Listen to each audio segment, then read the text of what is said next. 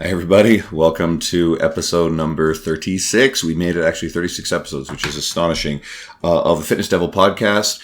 If you're actually watching this video, this is Andrew Coates right here. I'm waving here. This is Dean, this creature, curly hair looking thing here.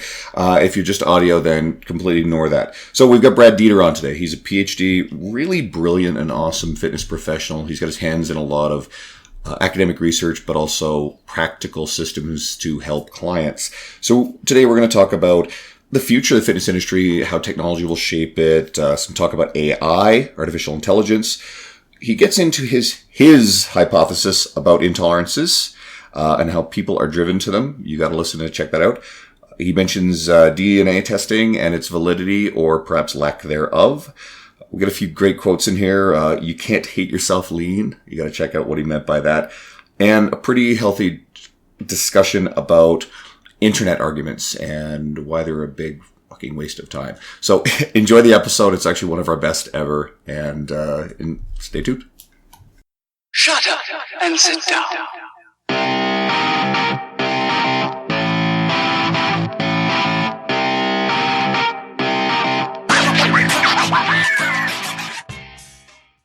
Hey everyone, welcome back to the podcast.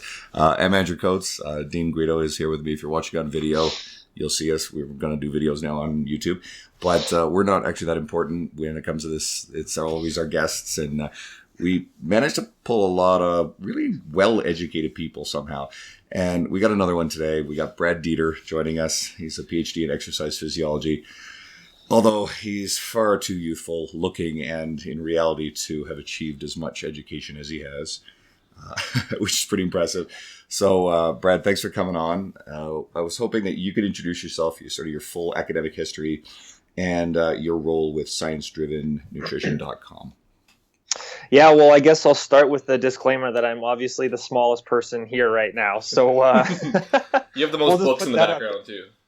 Yeah, so that's the good juxtaposition. So my background, I won't go too far deep into it and waste a lot of time, but basically I did my undergrad, decided I didn't want to go to med school, went into research, did my master's in essentially exercise physiology, where I focused mostly on, musculoskeletal mechanics and biomechanics, and then decided I was more interested in physiology and kind of more disease and how exercise impacts disease. So I did a PhD in basically how exercise, affects the molecular mechanisms of disease, and I focused in diabetes and diabetic cardiomyopathy. And then I did a postdoc fellowship in diabetic kidney disease. So I just make the joke that I just went south in the body, and finished that up about, a little over a year ago. And I'm currently, part of my academic life is I'm a research scientist. So I do, biomedical research work for part of my life. And then I also, over the last several years, have been a co-owner in running Eat to Perform, and running my basically my personal blog is Science Driven Nutrition, where all the stuff that I am interested in, but my wife doesn't really care enough to hear about, I write it and put it online for people. So yeah, those are kind of the big things I'm doing and kind of where I've come from and where I am now. That sounds like the combination of several different people and all of their pursuits. When we met, I was sort of blown away with just how many things you were involved with very seriously. So it's just sort of awe-inspiring. That's what happens when you're in school for, how old are you? I just turned 30. Just turned 30 as a PhD. He's a baby, right? Yeah. Well, I'm 30, but I don't... You're a baby. My schooling is far less advanced. That just means you spent your 20s doing fun things and not stuck in the library or in a basement somewhere. I was stuck playing football, getting told C's get degrees. Hits to the head. Yeah, C's get degrees, and they don't get you into PhD school. So if I wanted to, I had the rude awakening. I had to go upgrade. So I just learned my PhD on the internet. So I'm just as smart as you on the internet. So it's just no certificate. A Google university degree. A Google PhD. There's a lot of those floating around. Yeah. So what are you working on currently? So just give us a rundown of business, academia, and I guess just more on your brand, if that makes sense. Yeah, I'll start with probably the more relatable stuff. So at each Perform, we basically, and kind of the way I describe it is, right now there's kind of two ways that people approach kind of nutrition and exercise coaching. Essentially, is you've got the really passive systems like Fitbit, MyFitnessPal. They basically you can put in your data, and they kind of say, hey, maybe walk more, or maybe try to eat this calorie count, and that's really all they do. And then you've got the very high end intensive coaching with individual coaches, that are very kind of interactive. They don't have a whole lot of formal data collection. Some people do, and it's kind of a high dollar point, and it's high communication. And so what we've done at each Perform, on a high level, is we've taken both those and merged those together. So we have all of the passive data collection, the MyFitnessPal data, the Fitbit data, the Apple data, the Garmin data, and then we've built custom coaching software that then allows us to take the coaching and apply it to those data things, and have kind of built out this whole system of how do we take humans and technology and leverage the strengths of both and really put them together in kind of a powerful system. So that's what we're doing there. And that's been really cool to see. We kind of built this whole thing from the ground up. So we've kind of got to customize everything we've done and built it around our clients, which is pretty cool for us. So that's that piece. So we can kind of dive into more of that in a little bit. Yeah. On the academic research side, so my focus is primarily in diabetes and end organ complications. So right now we have a lot of different lines of research going. Some of it is biomarker development. So how can we take, proteins or, any small molecules that are in your blood or your urine and predict how people either basically try to identify people whose disease will progress or won't progress. And are there things that we can tell that differentiate those people?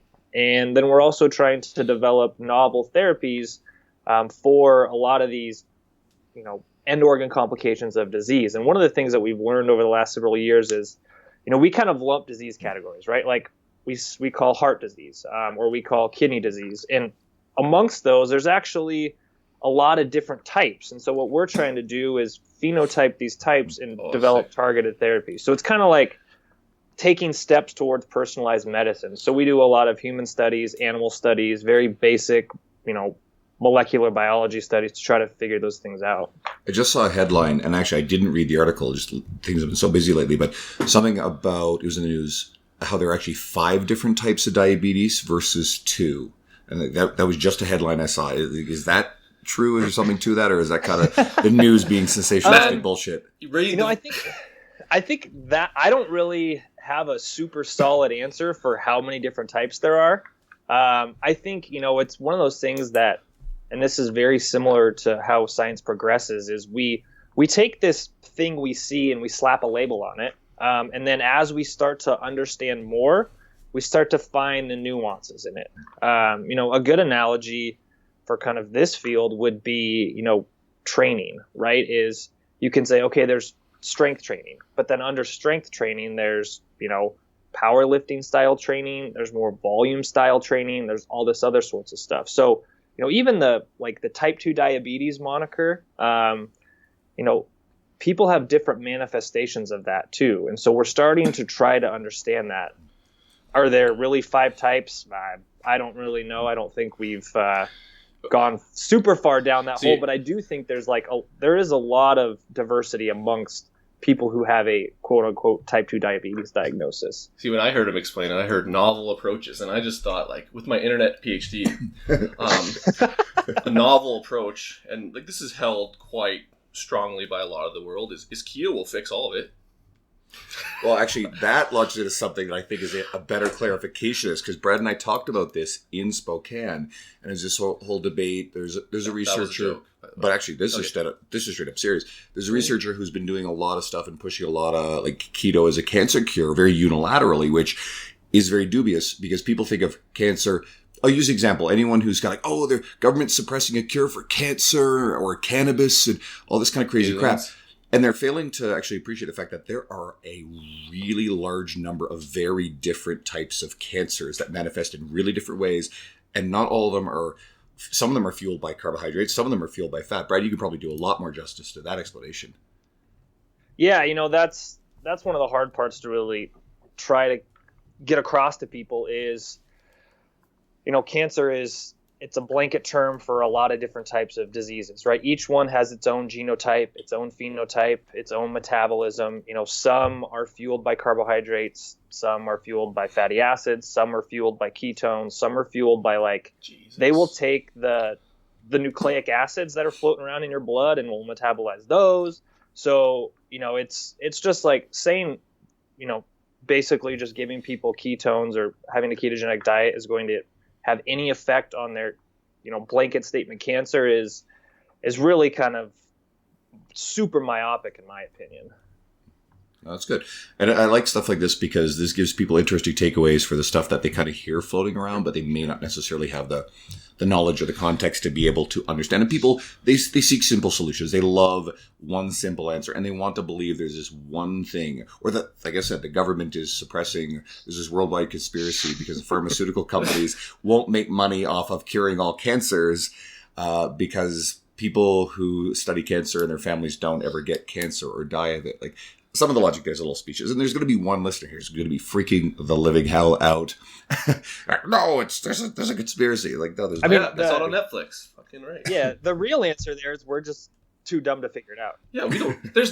we haven't figured it out. There was someone who's saying we don't even know half the CNS shit that people are talking about. We don't even know a fifth of what's going on in the brain. And the same thing with all this shit. We could bring smart people on like you, and you're 30. Hopefully by 50 you'll find something way smarter than what's out now. And hopefully I'm still alive by then. Yeah, it's like we just had Sarah Ashman. 40, yeah, by the way. Yeah. So Sarah Ashman was on, and I actually mentioned Sarah when we were talking. And so Sarah's on the forefront of a lot of gut health, gut microbiome stuff. And that stuff is an industry, as a study, is in its infancy too. So there's a whole lot of stuff there that we just don't know yet. So okay, we need to talk about AI. So give them the AI one, because we kind of brought up stuff about emerging technology, and I would say that you're kind of on the forefront of integrating a lot of that stuff. So yeah, and that's why this is actually a lot about what this episode is going to be about. A lot of what you described working on within your business, it really got me thinking about the future of our fitness industry, particularly when it comes to nutrition.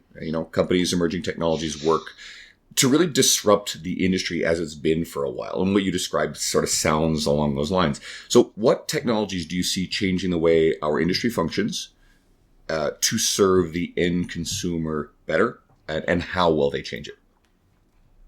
Oh, that's a big question, and what we're trying to figure out, right? That's ultimately my exit strategy in life, right? Is figure out that and then retire on a boat somewhere. I think it's twofold. One is, as we start to bring in, we'll use the word artificial intelligence because that's just what people understand. But as we start to bring in more objective mathematical tools to understanding a lot of what human behavior actually is, I think that's going to start to illuminate a lot of things that we don't understand, right? So, for example, we collect all this data on our clients, and what we see people actually doing in the real world, and how their bodies are responding in the real world, is much different than what you see in the research literature. And that's been very eye-opening for me, right?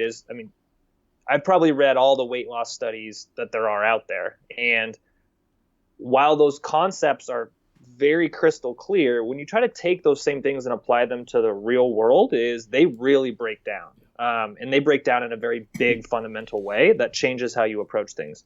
So I think as we can start to unleash a lot of, some of these AI tools, so to speak, on real world data, we're going to learn a lot of things that we did not know. So that would be the first thing, is I think it's going to kind of remove a lot of our biases as coaches. And one of the big things that I kind of push back against is, this idea that if people aren't losing weight, it's because our clients are lying to us, right? Mm-hmm. There's kind of this big theme of, hey, if you're saying you're eating 1,000 calories and you're not losing weight, you're not really eating that. That's the type of kind of bias we have from our approach, is how can real world data help kind of remove our bias of how we approach those type of people? So that's kind of one example. And then the way I kind of view it is using these tools to kind of leverage our ability to help people and remove our bias.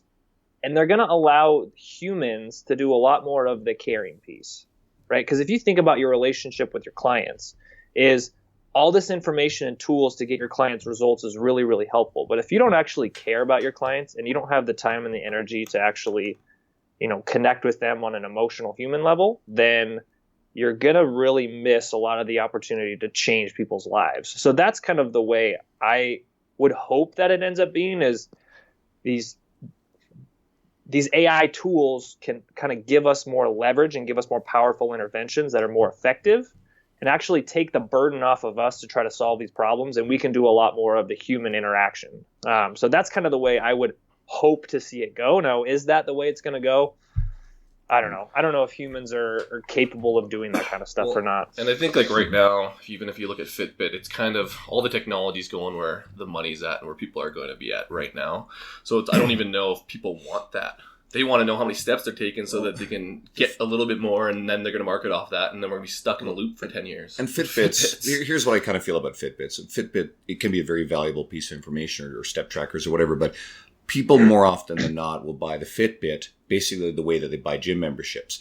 That's the big gesture that alleviates the emotional distress of how they've been feeling, but it comes with no actual exertion or real effort. So it's sort of a symbol of, hey, look at me, I did this big thing, but it's not the thing that's actually going to change your life or get the weight off. And what they have to do is they actually have to go out and do the effort. But again, just buying that technology or buying that membership, they feel like, hey, I've done something big, and that's what it takes to lose weight. No, fuck no. You actually have to exercise, and you have to. I wanted to go more on the lines of asking you kind of, so we talked about even the Fitbit and why people want that. How can we make the stuff you're talking about, because you're talking about better metrics, better systems, AI, doing more. How do we get the greater community involved with that so that companies want to build out that shit so they can make money? Because that's literally what's going to come down to is there going to be a want and a desire for it? And scientists and trainers aren't a big enough market to make that move happen. Does that make sense? Yeah. Part of me says I don't want anybody, stepping on my turf right now. Yeah, you want to retire on a boat, man. The He's bigger that's my question answer. there is and I think you asked the right question is, and this is kind of my underlying argument of how we solve the bigger kind of obesity problem, and is a value structure, right? Is how do you from the bottom up build this value structure? And there's kind of a few ways you can do it. Is you can start at the top and make this a very large financial industry that can somehow use that to drive consumer behavior. A good analogy is, look at the NFL, right? Like, that's a huge money-making organization that starts with money at the top and then drives consumer behavior of, get your cable package, buy your Bud Light, hang out on Sundays, go to Buffalo Wild Wings. Or there's the other approach of how can we change the value structure at the bottom to where people actually value something, and then you can build the financial institution on top of it. And so it's, if you look historically, it usually works from the top down. But I think if you actually want to enact some sort of large social change, you have to start from the bottom up. And how we do that second piece is the Nobel Prize winning question. Yeah, that's your boat, man. That's your yacht. That's your $2 million yacht in the Mediterranean, and you're making money. Well, I think we're probably in the best situation in our history for that, what you described from bottom up, because and again, it's driven by the connectivity of social media and just the general connectivity of the internet. So people are more connected than ever to, function on that level. And I don't have an idea as what it's going to take. It goes back to the same shit we talk about, and a lot of our podcasts just kind of catch you up, is we always talk about Instagram stars and the charlatans, blah, blah, blah, blah, blah. But those are the people with the most influence. And it usually has to come down to someone or a group of people that have a way larger influence on the greater community to kind of elicit and demand those changes. Because let's just say Brad wants to change it from the bottom up, and Jillian Michaels wants to change it from the bottom up. I think Jillian Michaels is going to get a little bit more traction. Nothing against you, but she's built that. You know what I mean? And those people aren't doing those things. It's the Dr. Oz's who are driving that, and that's kind of where you have to flip the script. I have no answer for that. Yeah, it's kind of like the Spider-Man quote, right, from Uncle Ben, where he says, "With great power comes great responsibility." There you go. He's Sorry, man. I worships Spider-Man. Are in positions of influence, in positions to actually make large changes. One, I think a lot of these people think they have more influence over substantial changes in societal behavior than they actually do, right? The super fit person on Instagram who's got 10 million followers, sure, they can sell some supplements, but they're not actually, building anything of value to change people. And I think the other thing is, when they do get into those positions, they need to understand that the message they craft can matter if they do it correctly. And that needs to be a little bit more focused on value driven from the outset and not financial driven. That's the problem. Well, the future is going to be really exciting to see. Well, yeah. We know that technology is going to shape things. Kind of going back to what you're saying about data collection, I wonder if we'll ever get to the point where, quite literally, people will be paranoid about this, but implanted with chips or like mini processors that link to our nervous system that will actually be able to record a lot of this data. And then what you said about what shows sort of in these controlled studies versus what's going on in the real world, you'll get that kind of information from the real world that you can then actually take into, peer-reviewed research and use it. I think we're probably a long way off before we see that augmentation of humans with machine and cybernetics. But I mean, that's a theme we've seen all over science fiction for a really long time. But it will come, whether or not it will be embraced by society as a whole and everybody.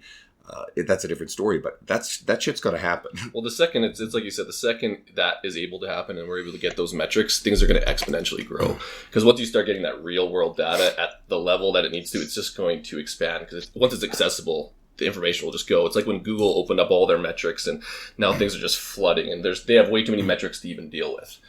But it has to start somewhere. Yeah, and we've already started going down that road, right? So continuous glucose monitors are starting to they're being used by normal people, right? Not just people with diabetes.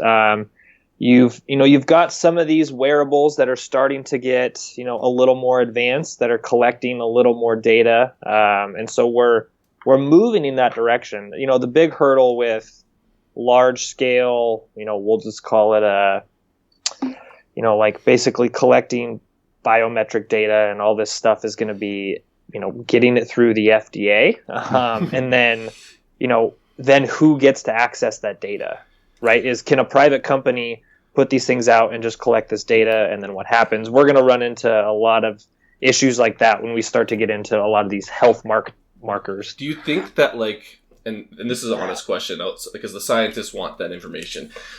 Do you think that information is going to happen regardless and people are going to do with it what they want? And it's going to be a point where certain people are getting ahead of the science just because they have access to the metrics? Because you can't do anything without FDA approval. Does that make sense?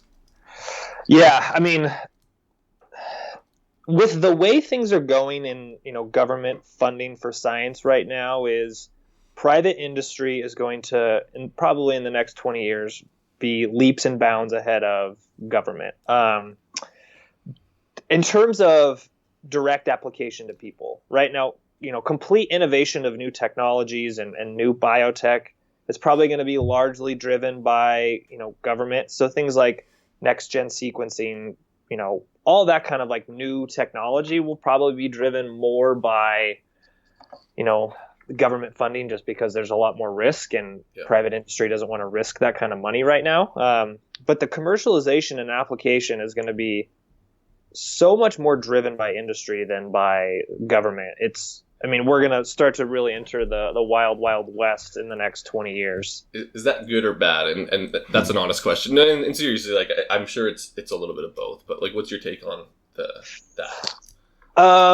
It depends on what day of the week you ask me, right? If I've just gotten a grant review back and I'm like, got it, government, then I'm like, yeah, it's great that the private industry, I think my fears are that there's a lot of times where we get really excited about things and we don't spend a lot of time thinking about the downstream repercussions. Absolutely. And I think private industry sometimes takes things a little bit too far too fast. Theranos, great example, right? They were a company that kind of promised some things. They got a little bit driven by money. It was a huge fiasco. People are going to prison. Billions of dollars were lost. Like, those are the type of things that when private industry gets involved in financial, gain is the main driver, is you start to get a lot of things like that. So I think there's pros and cons. One is speed of change, and the other one is there's going to be a lot of bumps and bruises along the way. Yeah. Well, let's pivot into something else that you said at the conference. So obviously I just met Brad 2 weeks ago for the first time at this Inland Empire fitness conference that was hosted by our friend Tim Arndt. And James Krieger presented. We just had James on the podcast. So guys, if you're listening, James and Brad are good friends. James had a really wonderful episode. So that's one of the ones, if you're one of Brad's listeners who found us for the first time here, you might really enjoy the episode we did with James. It's a little different from a lot of the other stuff he did. So it's just a few episodes back. Totally worth checking out. And then if you like that, well, you can see. Because we work hard to bring on some great guests. But you described your hypothesis about intolerances in Spokane. And you said that people are driven to them. Could you explain that and why you feel like this is happening now all of a sudden? Yeah. So I'll plant the flag right up front and say a lot of what I'm going to say is is my own thoughts about this, and some of it's not well supported, and this is just kind of me thinking based on some of my experiences and some of my background knowledge. Is a lot of I would say in the last 20 to 30 years, a lot of our dietary approaches have become much more restrictive, right? If you kind of look around and think about the last 20 or 30 years of dieting culture, most of them are, let's just remove food, and let's just remove food, and let's remove this food, and then if that's not working, let's remove another food. And so people's diets start to become very narrow, right? So people are kind of eating the same types of foods. They're removing any potential exposure to a variety of things. And we know that your body, especially your microbiome and your immune system, can adapt to what it's exposed to. And so I think when people start to have these super restrictive diets and then they introduce foods they haven't had in a while, that's where a lot of those food intolerances will manifest, right? And if you kind of think about it, there's some literature to support that. So there's evidence that kids who are exposed to things like peanuts or gluten or things like that really early, their likelihood of developing a food sensitivity or a food allergy later on is reduced. We do know that if you consume like a very low carbohydrate, high fat, moderate protein diet, your microbiome changes and your ability to digest large amounts of carbohydrates, substantially gets reduced. And so I think a lot of people, when they start to develop these restrictive diets, they're reducing their body's robustness to actually handle a wide variety of foods. And I think that may be one of the reasons we're starting to see a lot more people who've been kind of in the 20-year dieting cycle starting to manifest with more quote-unquote food intolerances. That makes sense. That makes tons of sense. I suspect as well that, and we know this, people like to identify with ideologies. They like to belong to tribes. They like to belong to things. And they like to belong to dietary ideology, but they also like to have... It's when gluten became this big thing, probably 6-7 years ago, is kind of like when that really blew up. And then a lot of people going around saying that they were gluten intolerant and variations of that.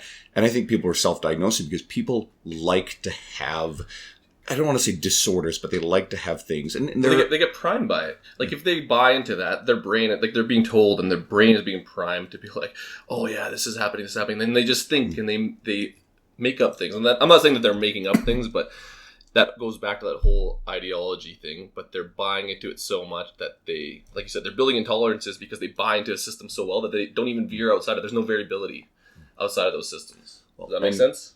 And earlier I mentioned that we had Sarah Ashman on, and so we'll release yours in about 2 weeks. So when you're listening to this today, 2 weeks ago, we had Sarah Ashman on the episode, and she actually, like I said, talked about gut microbiome, and she talked about exactly what you did and how, I think specifically she said that pregnant women who grow up on farms Then, of course, Dean gets in this crazy thing about Japanese pregnancy farm petting zoos and all sorts of weird shit. You guys going to go back for that? Without getting too sidetracked, because we're already sidetracked, is that women need to expose themselves to petting zoos so that they can be exposed to things. But women who actually are pregnant and are around farms and farm animals and a lot of that sort of stuff, you see almost no incidence of most of these food intolerances that are becoming more common. And there were lower rates of autism too, which was kind of interesting. So there's a bunch of stuff that just simply, the kids were growing up, as you said, more robust. And yeah. And, I would say kind of to sum up my thoughts is, one of the things when we try to work with people is our goal is not to build this hyper restrictive, very sensitive human. It's how can we build a robust human who can handle a lot of different things, and still get, results that they're aiming for without trying to make somebody super fragile. Well, and people buy into the fact that they're super fragile too. Does that make sense? Like when they don't get that variability, they just believe that they're super fragile and they're like, they can't do anything else. Yeah, it's kind of like, one of the ways I think about it, because I spend a lot of time doing math and statistics, is it's like, if you think about like local minimum and maximum, right, is somebody will do something and they'll get in like this valley, and then, anytime they try to move out of that, they just sink right back to the right spot because they haven't gotten up over the hump to the next place. What would be and this might be something that's actionable. What, in your opinion, are some actionable strategies to like get over that valley? Because obviously people are hitting a roadblock somewhere. Like, how would you define that roadblock and how to get past it? A lot of them are, I'll kind of give you the most simple answer is take a much longer term view of what you're trying to deal with, right? So for example, when we have clients who come to us who've been eating 1,300 calories a day and they're like, I don't want to diet forever. I want to be able to do all these things. And I'm like, okay, well, we're going to have to get your calorie intake up. And then over the next 6, 8, 12 weeks, your body weight's going to fluctuate. It's going to go up a few pounds, right? You're going to be, whether that's fat mass or glycogen storage or whatever it is, you've got to kind of get over that initial hurdle and take a much longer view of the issue. I think a lot of people get focused in like, I have to stay where I am, and any progress that's not, perfectly in line with where I want to go. That's the biggest way people constrain themselves, is they take such a short-term view of whatever they're doing that they can't see past the long term. What's been your best, and this is the truth because most people don't want to buy into that strategy. How have you been able to convince people to take that longer or bird's eye view of that approach? Like, and what's the fastest way, I guess, that you found? The best way is if you can show them like somebody else who's exactly like them, who's done what you've wanted them to do, and they end up where they want to be, right? So that's one of the biggest tools we have is, we've got thousands of clients' data files. I can just send my clients like, this was you 2 years ago, and look where this person is now. This is what your journey is going to look like over the next 12 to 18 weeks. But if we can get through this is where it's going to be. So I think a lot of it is just showing people that on the other side of this is where you want to be. Do you ever message them after and be like, boom, it's fucking science, bro? Because you have a PhD, or do you ever drop that? Like, I'm a freaking PhD, dude. You think I would tell you something that's not real? Like, that's what you get to school for, man. Like, why don't you use it? He's not Lane. He's not Lane Norton. I try to avoid the I told you so as much as possible. Would you pay for all that school for? That would be like the only reason I could get my PhD, just so I could literally just make stuff up and be like, I'm right, like PhD. Sorry, I like to crack jokes. Being so involved, so we're talking science, but you're involved in a lot of current research, especially with nutrition. Where do you feel a lot of this science or research is going to progress over the next several years, and kind of the big implications, I want to say on fat loss, but kind of the greater nutrition fitness world?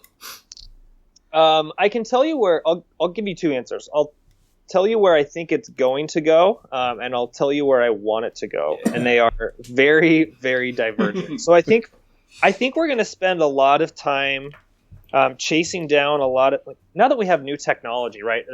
Everybody just wants to use new technology because it's sexy, it's cool, it's got big words. I think we're going to spend a lot of time going down the kind of nutrigenomics path, right? We're going to be doing a lot of DNA typing and RNA sequencing and trying to like match diet to individual people. And I think we're going to probably spend $500 million over the next 10 years trying to figure that out. And I think it's going to tell us very, very little about what's actually going to help people. Yeah. And so that's one of my big fears. And I think that's where we're going to go, but I don't think it's going to be super fruitful. And then the second piece. Oh, can I go ahead. pause you there? So let's hit on that DNA testing, because we see a lot of social media people talking about DNA testing for dietary type. And I'm a little skeptical of this sort of stuff. There are definitely fitness professionals selling this. And of course, there's a financial incentive behind promoting these sort of ideas. What is the current state right now of DNA testing in terms of its value? Its validity. Its validity. Thank you. Yeah. So there's kind of a few ways to think about it. One is, right now we have some very, very preliminary ideas of specific, we call them SNPs, right? Single nucleotide polymorphisms that are associated with gene expression that can be tied to some part of metabolism. Now, what we know about that currently is that is not very predictive of how your body responds to any dietary intervention, right? We're talking any single one has maybe 1 to 5% at most of explanatory value.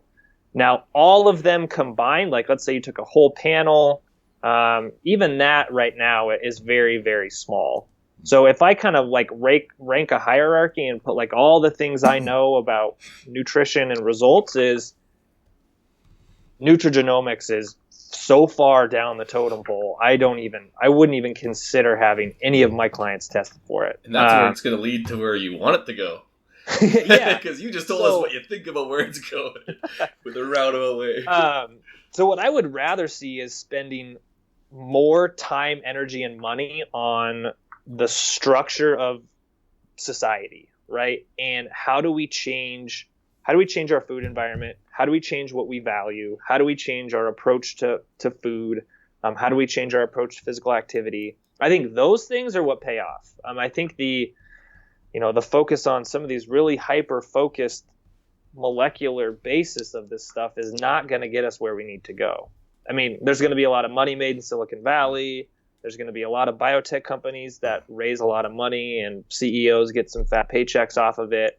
But personally, I don't know if it's going to really tell us a whole lot from the big problems we have.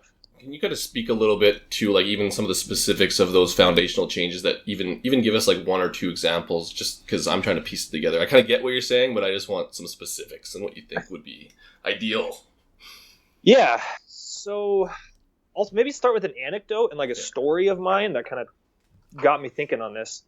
So when I was in college, I heard a lot about this idea of like the food desert piece, right? Of, there's places in the world where accessing, good actual food is really difficult. And I was like, that's a bunch of baloney. It's just about effort. People just don't care. And then I spent a week in Indiana at the university, the medical school there, doing some training. And like I flew in, I got a rental car, and I was like, I'm going to go to the grocery store so I can get some food for the week. And I went into a grocery store. This was like just outside of Indianapolis, kind of in a lower socioeconomic neighborhood.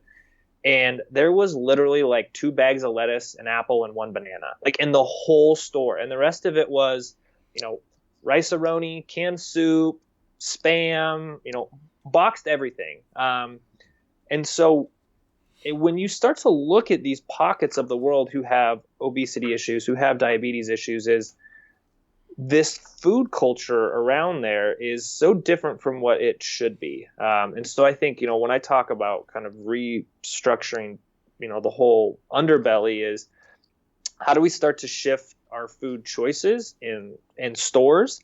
How do we start to change how restaurants approach food? How do we change our family interactions to approach food? Like the amount of people who eat out versus eat at home today versus 30 years ago, and how many people have family meals today versus 30 years ago. It's all those pieces that are really what drive a lot of what we see. I agree. I feel like I'm such a pessimist, but it's just like, I get exactly what you're saying, and I know exactly why they do it. it's just because that's what's incentivized. Like the companies, like even when we talk about big industry and stuff, is that how do you convince them that being better makes money? You know what I mean? Because then that'll change the bottom. It's fucked. I also think about like my own hypocrisy in this too, right? Is if I think about like, okay, what do I need to do to like make my life so I can do those things? Is I'd have to work less. I'd have to, not worry about making as much money. I'd have to, prioritize family and being home and, cooking meals versus trying to be successful, right? And so we're basically pushing our individual narratives and our society narratives away from what's optimally healthy. And we have to decide as a society what do we value more. And it's very clear currently what we value more. Since we're on technology, just is there anything that you can see in the future that would help create change in that direction via technology? And that might be a loaded or an unknown question, but I'm just thinking like ways of making things more efficient or productive in that sense. We're starting to get some inklings, things like, this is kind of a dumb example, but things like HelloFresh or Blue Apron, right? Where you can start to get a little more convenience packaged with a little more health and a little more, somebody else is doing the conscious thinking of how you can approach healthy food and making it convenient for you. Yeah. And I think we're starting to try to do those things. So, those are the types of things that we can kind of use to say, okay, we've gone so far down this path, we're never going to go fully backwards. But how can we take the new technology and tools we have and start to build in some of these principles from what was a more healthy society and bringing them into the current day? I think you're also going to see, we are starting to see now more home delivery of groceries. Costco, I just saw something, they announced that they're going to be doing home delivery. Oh my God, that's going to change my life because they probably do that in the States. Yeah. Canada just gets behind. And then what you have is the ability that people still have to choose these foods, but you have the ability to deliver to you and take that trip out of your day or week or whatever to bring more of that healthy food at home. You still have to choose that food, but at least there's got to be a big convenience there. I know that no rice-a-roni. No rice-a-roni. I'm far from a normal average person in how I approach nutrition compared to what's walking around and the people who are trying to help. But even still, I know that's going to be a big game changer for me. It's going to make me more time efficient, and if I can actually quite literally check off a list of things that I want and order it, and even further into the future, because we keep talking about this is something that's going to be real. Our fridges will be stocked with sensors, and as we get low on the eggs and whatever other things that we program in there, those things will get ordered. It's Amazon, man. Amazon's going to be delivering that shit in drones. But I think that's a real. That's not like fucking, this is in the future. Like I think that's not sci-fi. They're testing out delivery for food via their freaking drones, correct? Yeah. And there's that whole debate about giving Amazon the ability to open your door and come into your house, which I think freaks a lot of people out. But let them in. The doors are open here. I don't know about you. I'd like to see what my cat does to one of the drones if it flies into the house. Okay, a lot of what we're talking about really comes down to, like you said, foundational stuff. But the essence of what we're doing is trying to help people find happiness, and we could easily argue that most people go about it wrong. From your vantage point, your experience, what do you feel is the most important piece of the puzzle for people to find happiness and fulfillment and kind of link it back to all the stuff we're talking about here? So if we kind of take it from the lens of like our health and fitness industry, and one of the sayings, this might tie in a little bit of, we sometimes say to our clients is, you can't hate yourself lean. And I kind of use that as, you can't rely on some external goal, some sort of thing you're chasing to drive your happiness. Is, you've got to kind of start internally with that piece. And, a lot of that comes down to just how you view yourself and how you approach, what actually matters to you in life. And so, a lot of the books and a lot of the conversation is like, 10 ways to optimize your life to be happy. And it talks about like morning rituals and all this stuff and all these, whatever it is, or all these external pieces, which are tools you can use to kind of help change the way you think about things. But I think a lot of it just comes down to, your own internal monologue of happiness. And I think so much of the issues that we have right now are, we don't spend a lot of time with that internal monologue. Like, think about your daily life of how often are you kind of alone in your thoughts and actually think about who you are as a person. I mean, it's literally 24 hours a day, external messages telling you about how you should be. Yeah, and we it's funny enough, we literally talked about this probably for an hour with Nick Sorrell. Just about that idea of happiness and problems, and even you mentioned people being happy with their bodies and all that stuff, and what's the real problem behind the real problem, and who are they really? And it kind of goes down to fishing that out, but that's a hard thing to do, if that makes sense. It's that inner monologue, because people don't want to know what that is a lot of the time. That's why they don't. That's why they do all these things to not feel those things. I like what Brad said about, like, we got all this external stuff coming at us. We're so interconnected. I've read a few books that sort of talk about even just like taking 5 to 10 minutes when you first wake up in the morning to sort of pause. Don't reach for the email. Don't reach for the device. Some people say meditate or just like think about your day, what have you. That could actually be a really amazing exercise for some people. And even I find, like, just my mind lately, especially with how busy everything's been, my mind is just busy and cluttered. And it's always like, all right, I got to knock down this, I got to knock down this, I got to do this stuff. And then by the end of the day, when I get home, it's like I don't have much time to cook in or whatever the hell I'm trying to do for the next day. And it's like, okay, got to go to bed. You feel like you want to squeeze in a little relaxing time. But maybe we would be better off if we actually thought about some of that relaxing time as some time away from the console, away from the TV or the video games or the devices, and actually just introspectively think about what's going on with you inside your own head. So, I mean, like, how much time do you spend working on, like, you, right? Even when you're reading self-help books and you're trying to do, you're working out at the gym, all this kind of stuff that's still all external, right? Like, how much time do you spend, like, thinking about you in your head and, like, okay, here's who I am, here's how I respond to things, here's what I think about myself, here's why I think about these things, here's how I can change those things. I would say most of us spend 0 time doing that. And we'll continue on that piece just because you have a business around this kind of stuff. Have you been finding, like, getting people to answer those questions has had a deeper success with some of, I guess, your weight loss clients, so to speak? Yeah, two things. And this is one area we're still trying to figure out as a business is that internal monologue is really key for people's long-term success, right? Absolutely. I mean, that's pretty obvious, I think, to all of us. But what that does do is that forces people into, a decision of is this who I am and what I want to do, or am I just going to cut tail and run, right? Yeah. So it's like you've got 1,000 clients, mm-hmm. and you force these. Normally they would just kind of hang on, they'd stay around for 6 months, whatever. Yeah. But if you kind of force the issue and say, okay, we got to deal with this, you got to have this conversation with yourself. Now people are like, well, I can't hide anymore. I got to go. Yeah. And so you kind of play that battle too. Mm-hmm. But I think it's very. It's one of those things where you can either be a patch job and a Band-Aid, like the Fitbit or the MyFitnessPal, or you can really try to address the underlying issues. And I like that a lot because I think that, like you said, people get to a point if you're working with them and trying to inch them towards long-term successes, if they really want to understand the things that they need to understand for long-term success. Now, I want to tie this into science and kind of your background. Have you found, and this is going to be hard to tie this in, not scientific research, because there's obviously scientific research on psychology, but have you found anything that ties in science of that aspect of it into long-term success dieting? Does that make sense?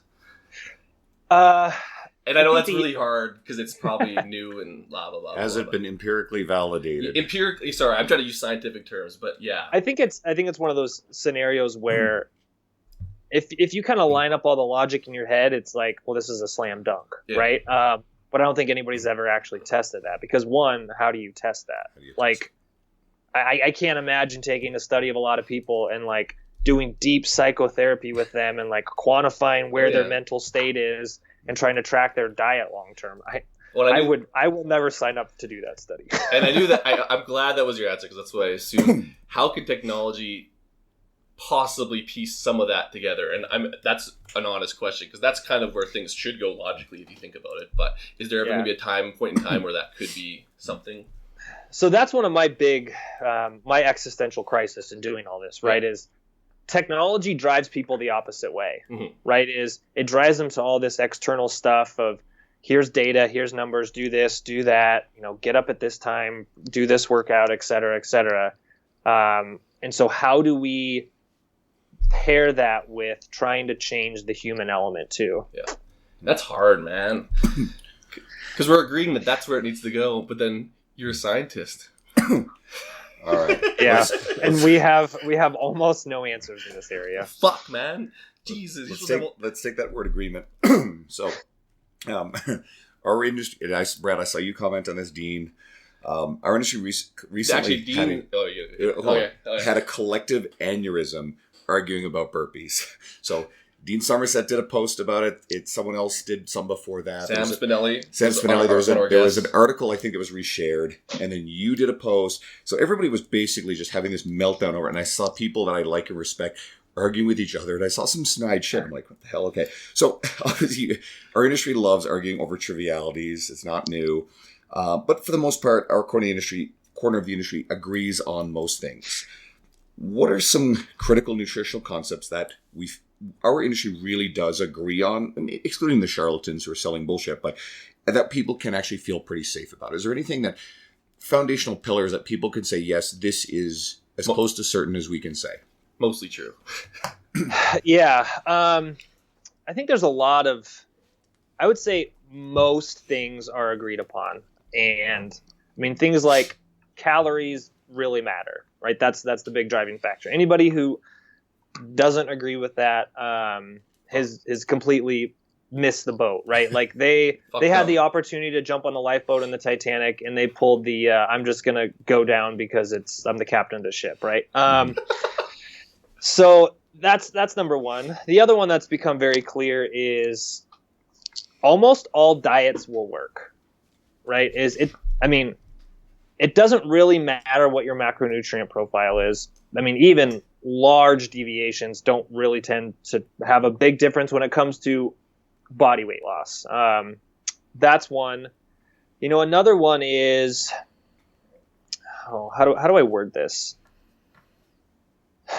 There are no real specific diets that are optimal for reducing disease risk, right? I mean, chronic diseases, cardiovascular disease, Alzheimer's, obesity, diabetes, et cetera, et cetera. The exact nutrient profile you consume does not have substantial changes in risk, right? There's minor risk changes based on, the exact type of fats you consume, the exact type of carbohydrates, the exact type of proteins, but the relative changes in risk are still pretty small, right? And the cumulative quality of your diet is, it matters quite a bit. A old friend of mine, it was really weird. I had posted a status recently about what people thought would be the next fad diet to come around, because sort of keto is the big one right now. And it was sort of the tail end of all the comments because there were tons. But one guy got in there and sort of a righteous sort of thing about paleo and keto and how they did all this sort of stuff for some sort of intolerances and whatnot. And he, of course, there's an argument ensued, and he cherry-picked one study that didn't seem like it was even calorie controlled that supposedly proved that paleo was better for reducing metabolic syndrome, which wasn't related to his original point. So you see some of this sort of stuff, but again, people like to pick things that fit their ideology about stuff. But I was pretty sure people like to argue, man. So this is funny. We're talking about like what to be true and people arguing over shit and blah blah blah. Dean didn't even post an argument. He's like, "Oh, what's this whole thing about burpees?" And everyone interjected. Like, and they do that with nutrition. Well, Dean's a shit disturber like that. He's very good at not necessarily taking a hard stance on some stuff and setting it loose and then seeing what the hell happens. He pours gas all over. Let's ask this: do you ever and maybe we should check back through your Facebook. Do you ever get fired up about shit and like get in arguments? He doesn't seem to. I know, but I've noticed. You seem like a guy who doesn't, but you're like saying in your head, or you'll say it behind their back. So this will be funny. So I would say, as my life has progressed, the amount of time I spend arguing with people on Facebook has plummeted. Just because other shit's more important to me. You grew up, man. But I do spend. Here's how I handle it: is whenever I see things that fire me up, I go in there, I write a response. and then I delete it before I hit enter, and I feel immensely better, and I'm like, God, the catharsis is real, but now I don't have to get involved in this shit. Answer this. I want to hear stories. Okay, you're thinking back to when you were in college, because you probably thought you were really smart before you had a PhD. You probably know way more than you did then, or now. Did you get in any arguments that you can kind of think of and you're like, fuck, I'm an idiot? I know you did, because Facebook, we're like at the same age, so Facebook would have been blowing up, and that's when people got on there and like just argued with everyone they want to be smart. Tell us one. Just tell us one. Oh man, let's see. I remember, and this was on my website, is Feynman, one of the low carb guys, had a big comment on my website, like in the comment section, and I spent like 6 hours going back and forth with this guy. And then like the next morning I woke up and I was like, oh my God, that accomplished absolutely nothing. So since then I have not allowed, I should pull it up. I think I have like 17,000 comments waiting on my website that I just haven't even approved. I just don't allow comments anymore because I'm like, I'm just not going there. He's a PhD, so you're a doctor. Anyone ever give you like a good nickname? Because Dr. Spencer Nadolsky had someone go on his Instagram and call him Dr. Fuckwad. That's what we titled this episode. Spencer, actually, anyone who's listening to this episode, especially who is really into the nutritional side and the disease side, stuff like that, go and check out the Spencer one. Or if you haven't ever heard of Dr. Spencer Nadolsky, which is ludicrous, go check this guy out because he's brilliant. And one more question about this shit. Do you, and be honest, do you found that going up through that and arguing and stuff, did you get smarter through that situation? And not that it wasted time, but like, I think Alan Aragon's like, that's how I got the smartest, is I had to go argue people, and I went fucking figured out the shit so I could beat them. You know, I'm a big believer in you learn when you're listening, you don't learn when you're talking. So I spend, like, I will go read these things, but I don't really chime in. You know, maybe that's just my personality, but, you know, watching and listening to people have debates and arguments is super helpful. You know, for me, I find being in the middle of them are not super instructive, you know, because people won't tell you this, but when you're in an argument with somebody, no matter who you are, no matter how educated you are, no matter how open-minded you are, your subconscious is protecting your ego, and you're always going to find the way to defend your point that you brought up a priori, right? So you're just going to do, no matter how good you are, you're going to spend all your energy trying to prove your point. And so I find, for me, going and reading those things can be super helpful. Being in the trenches in them, not helpful at all. Yeah, your intuitive brain will just fulfill its bias, because once you get there, you don't even know. You can't get out. Nick Tuminello was another speaker in Spokane, and we talked, and hopefully we'll be able to get him on in a not too distant future. He said he'd like to do it. He really blew me away with crystallizing a thought about, you know, arguing with people on the internet. And he really doesn't do much of this anymore. He'll have private conversations with people he respects. But he said that if you're responding to trolls and critics and really engaging in deep debates, especially if you're trying to convince them of your point of view, well, first of all, those are not paying clientele. And you are communicating to your paying clientele that the best way to get your attention and to engage you and to learn from you is to not pay you, but to troll on your social media and comments. And you devote a lot of your time and energy into that instead of actually taking your time and energy into people fucking paying you for your services. It's like, holy shit, that makes a ton of sense. So I think that's a good thing for anyone who is a fitness professional to think about when you are drawn into a lot of these arguments. And again, like you said, they're a fucking time sink and a complete waste of time. I don't do it, FYI. I just wanted to ask.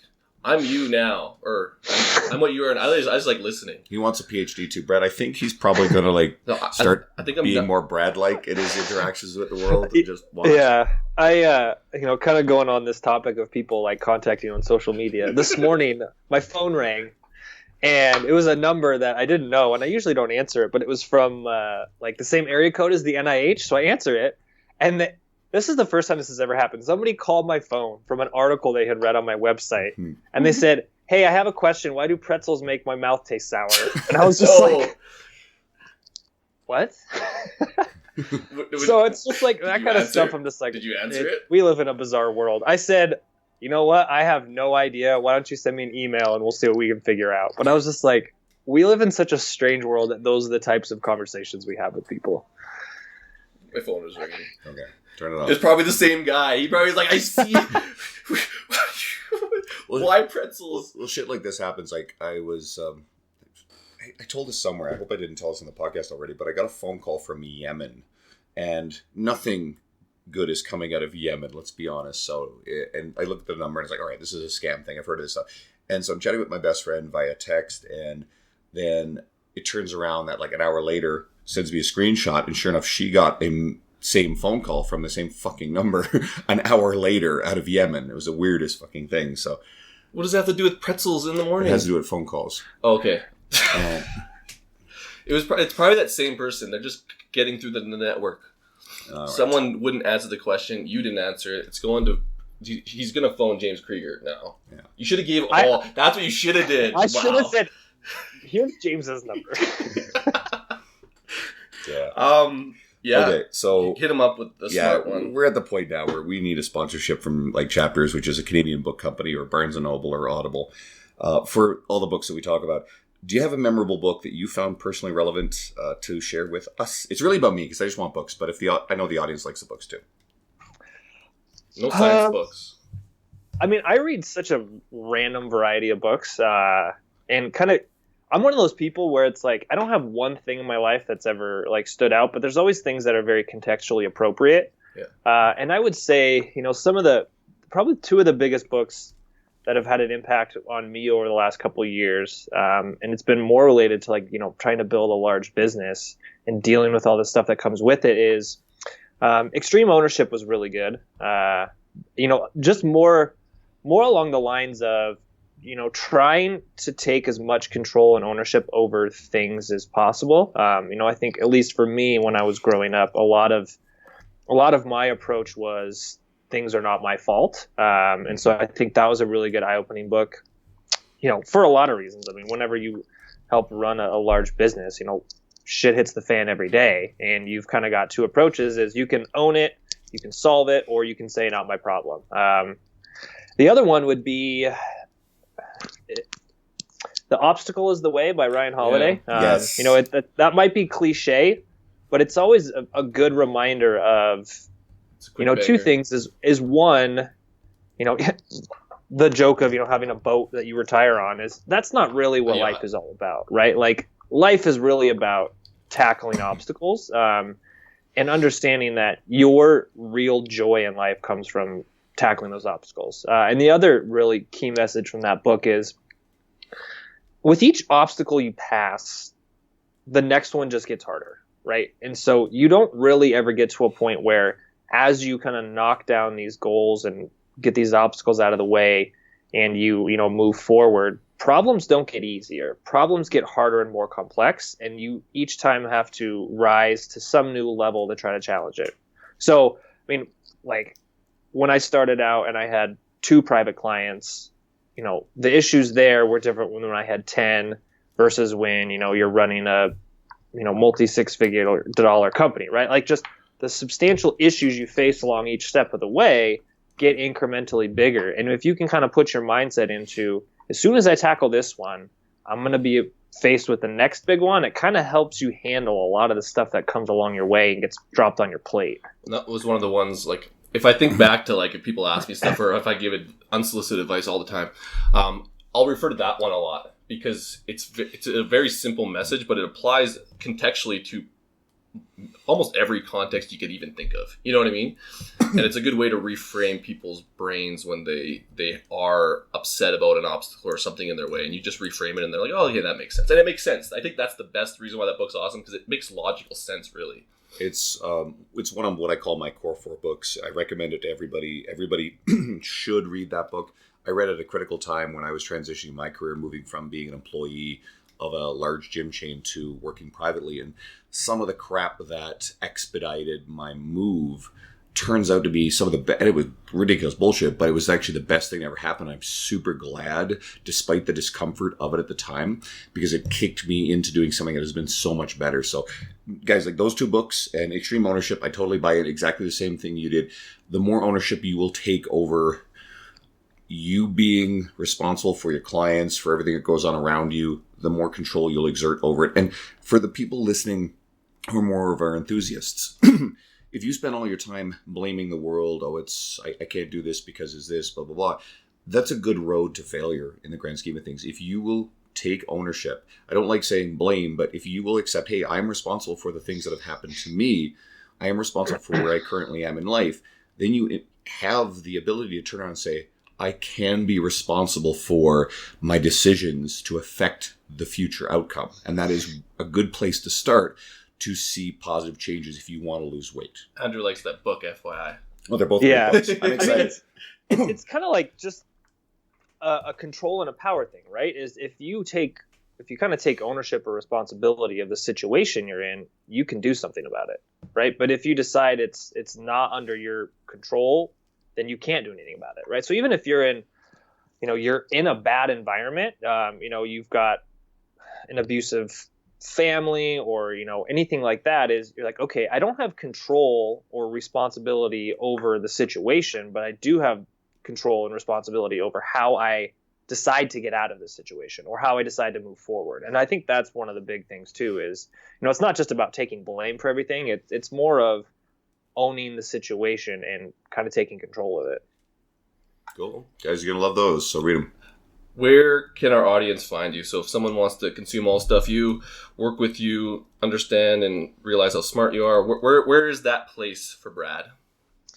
I'm probably one of the most easily accessible people on the planet. They can phone you, I guess. Our coaching business is eattoperform.com. You can go there. We have a ton of blog articles. You can sign up. We give everybody a 2-week free trial. So anybody can just come in and sign up. And then you can find my writing at Science Driven Nutrition. So that's kind of my, specific blog where I write a lot of my own thoughts and ideas. And you can find me on PubMed for all my research stuff. And then Facebook, you can find me. I spend virtually zero time on Twitter just because I find it largely unhelpful and an intellectual cesspool. So, but those are the places you can find me. Oh, there's a ton of great sound bites from this one. Good thing we've already picked the title of it. There's so many. We could have called this episode Intellectual Cesspool. In fact, I'm almost tempted. We've been lately tying things into movie references, and we got a good one for you. Yes. Should we tell them? I live my life in movies. Do you like Back to the Future? Like, you're our age-ish. Oh, yeah. Okay. I grew up on that All right. movie. Okay. So we're probably going to call it Jacked into the Future, and I'm going to splash your face over Marty McFly looking at his watch. So that'll be your graphic. We've had a lot of really good ones. Awesome. Because the James Krieger one was sweet. You saw that one, right? The That Bond one was really good. Yeah, that one went really well. You look more like a Bond, though. He totally does look more like a Bond than Krieger does. Yeah, like we fucked that one up. Damn it. Not to say Krieger's not as beautiful. James, so. Yeah. You have a more marketable Bond look. But we made him feel powerful, I'm sure. All right. So if somebody listening to this wants to sponsor me with an Aston Martin, I would not be upset. We'll just leave it at that. Watch now. Walter, Man, you just told us that's not what life's about. a Walter See, PBK your will own show up in personal the mail gain. instead.